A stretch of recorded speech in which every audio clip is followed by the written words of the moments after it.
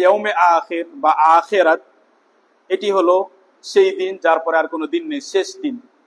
এই দিন হলো কেয়ামতের দিন। কেয়ামতের দিন কেন বলা হয়? কারণ কেয়ামাহ মানে হলো উঠে দাঁড়ানো।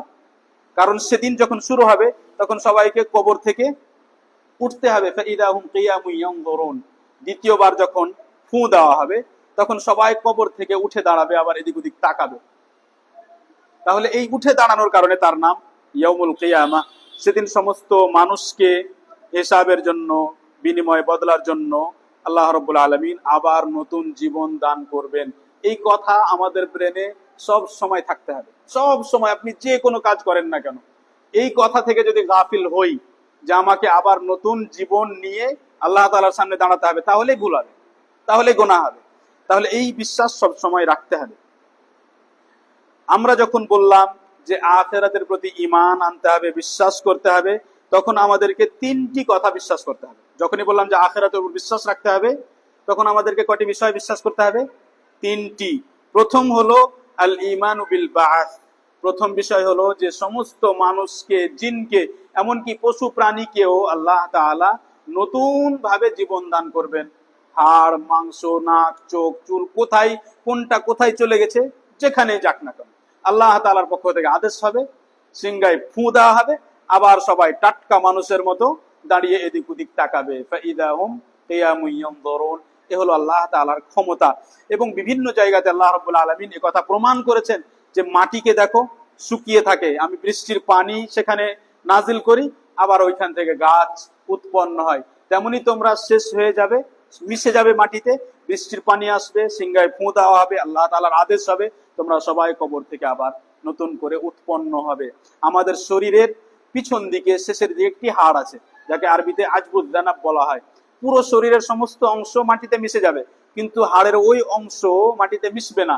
সেখান থেকে আবার নতুন করে আল্লাহ রাব্বুল আলামিন সমস্ত মানুষকে নতুন জীবন দান করবেন।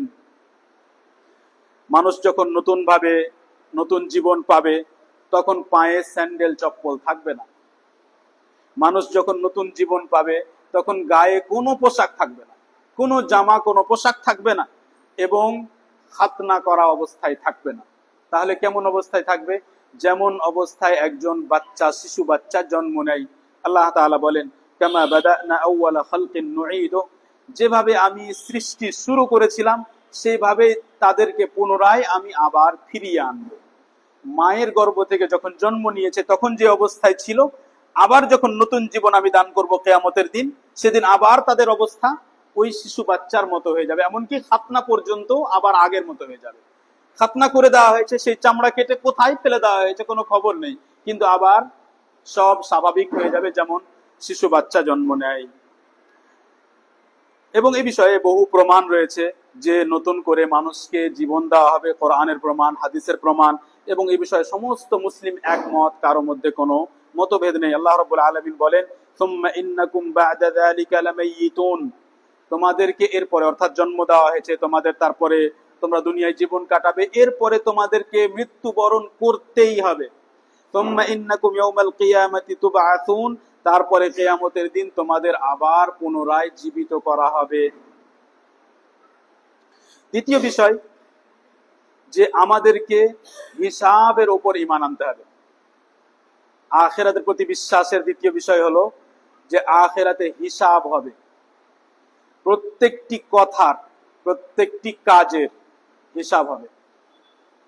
আল্লাহ তাআলার সাথে কেমন আচরণ করলাম, মানুষের সাথে কেমন আচরণ করলাম, তার হিসাব হবে, এবং এই হিসাবের উপর বিশ্বাস রাখতে হবে। আল্লাহ সুবহানাহু ওয়া তাআলা বলেন, ইন্না ইলাইনা ইয়াবাহুম সুম্মা ইন্না আলাইনা হিসাবাহুম, তাদের সকলকে আমার কাছে ফিরে আসতেই হবে, এবং আমার দায়িত্ব যে আমি তাদের সবার হিসাব নিব।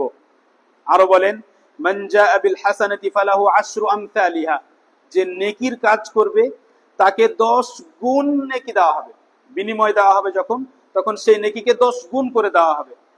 ওয়া মান জাআ বিস সাইয়্যাতি ফালা ইউজজা ইল্লা মিসলাহা ওয়া হুম লা ইউযলামুন, আর যে একটা গুনাহ করবে তার উপর অন্যায় করা হবে না, সেই একটা গুনাহকে বাড়িয়ে দ্বিতীয় গুনাহ করা হবে না, দুটো তিনটা গুনাহ করা হবে না। আল্লাহ তাআলার শুধু যদি এই দয়ার কথাটি আমরা ভাবতাম, তাহলে গুনাহ করার আগে 1000 বার ভাবতাম। যে যিনি আমাদের নেকি, একটি নেকিকে 10 নেকি করেন, আবার হাদিস অনুযায়ী আরো বেশি নেকিতে পরিণত করেন। আর গোনাহ যখন করি নেকিকে বাড়াতে থাকেন, কিন্তু যখন গোনাহ করি তখন একটা নেকিকে কোনো সময় আল্লাহ তাআলা দুটো নেকি করেন না, দুটো গোনাহ করেন না। তাহলে আল্লাহ তাআলার বিরোধিতা করি কিভাবে, তার সাথে খারাপ আচরণ করি কিভাবে? এবং শুধু তাই নয়, রাসূল সাল্লাল্লাহু আলাইহি ওয়াসাল্লাম বলেন, মান হাম্মা বিহাসানাতিন ফাআমিলাহা কাতাবাহা আল্লাহু ইনদাহু 10 হাসানাত। যে ব্যক্তি কোনো নেকির ইচ্ছা করলো, এবং অন্য হাদিসের শব্দে ইচ্ছা করলে আল্লাহ তাআলা নেকি লিখে দেন। এখন আমল করতে পারেনি, শুধু ইচ্ছে করেছে যে নেকির কাজটি করব, তারপরে হয়তো কোনো কারণে করতে পারেনি, কোনো ওজর চলে এসেছে, তবুও নেকি লেখা হয়ে যাবে। আর গোনাহ ইচ্ছে করেছে কিন্তু লেখা হবে না যতক্ষণ না কারোর সাথে কথা বলবে যে আমি এই গোনাহটা করব, কিংবা একবারে দৃঢ় সংকল্প যে না করবই মনের মধ্যে ভেবে নিয়েছে, তারপরে কোনো বাধার কারণে করতে পারেনি, তখন লেখা হবে তবুও একটাই। আর নেকিতে দেখেন শুধু ইচ্ছে করেছেন, নেকি লেখা হয়ে গেছে। ভিতরের সালাত 1 রাকাত এখন না পড়ে আপনি ভাবলেন যে আমি একটু পরে গিয়ে বাড়িতে পড়বো, দিয়ে ঘুমিয়ে গেছেন। ভাবলেন ভোর রাত্রে উঠে পড়বো, দিয়ে ঘুমিয়ে গেছেন, উঠতে পারেননি, নেকি লেখা হয়ে গেছে। তাহলে এর চাইতে ভালো আপনি কাকে পাবেন যার সাথে আপনি ভালো আচরণ করবেন? ভালো আচরণ আসলে কার সাথে করবো আমরা? যে সব থেকে ভালো, তো আল্লাহ তাআলার চাইতে ভালো কেউ হতে পারে না। আল্লাহ রাব্বুল আলামিন 10 নেকি করেন, 10 নেকিকে 700 নেকিতে পরিণত করেন, ইলা আযআফিন কাসীরা। আর 700 নেকিতে অনেক সময় বান্দার আমল হিসাবে, তার নিয়ত হিসাবে, আল্লাহ তাআলার ইচ্ছে হিসাবে আল্লাহ রাব্বুল আলামিন অগণন গুণে পরিণত করেন। 700 থেকে কত গুণে পরিণত হবে আর বলেননি, অগণন। وأن من هم بسيئة فعملها كتبها الله سيئة واحدة। কিন্তু কেউ যদি একটা গুনাহ করে তাহলে আল্লাহ রাব্বুল আলামিন একটা গুনাহই লেখেন। তৃতীয় বিষয়, আরো হয়তো বিস্তারিত বলার প্রয়োজন ছিল কিন্তু সংক্ষিপ্ত করছি, যে আখিরাতের প্রতি বিশ্বাসের মানে নতুন জীবন, আখিরাতের প্রতি বিশ্বাসের মানে হিসাব, আর আখিরাতের প্রতি বিশ্বাস মানে জান্নাত জাহান্নাম।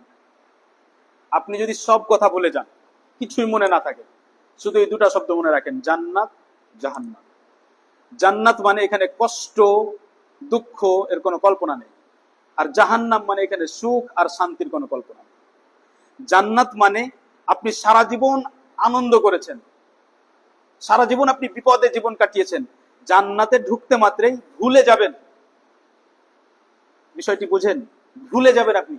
মানে এমন নয় যে আপনি ইচ্ছে করে ভুলেছেন যে না আমি মনে আছে আমার যে সব বিপদ হয়েছে, কিন্তু আনন্দ পেয়ে এখন আর মনে নেই, না, আসলেই ভুলে যাবেন। এবং হাদিসের শব্দে এইভাবেই পাওয়া যায়, একজন ব্যক্তিকে জান্নাতে প্রবেশ করানো হবে, সারা জীবন সে দুঃখ কষ্ট জীবন যাপন করেছে, তাকে জিজ্ঞেস করা হবে যে কোনোদিন তোমার উপর বিপদ এসছে? সে বলবে আমি জানি না বিপদ কি জিনিস, ভুলে গেছে বিপদ। আর এর উল্টো আপনি সারা জীবন আনন্দ করেছেন, জাহান্নামে শুধু নিক্ষেপ করা হবে, সাথে সাথে নিমিষে মুহূর্তের মধ্যে সব আনন্দ শেষ।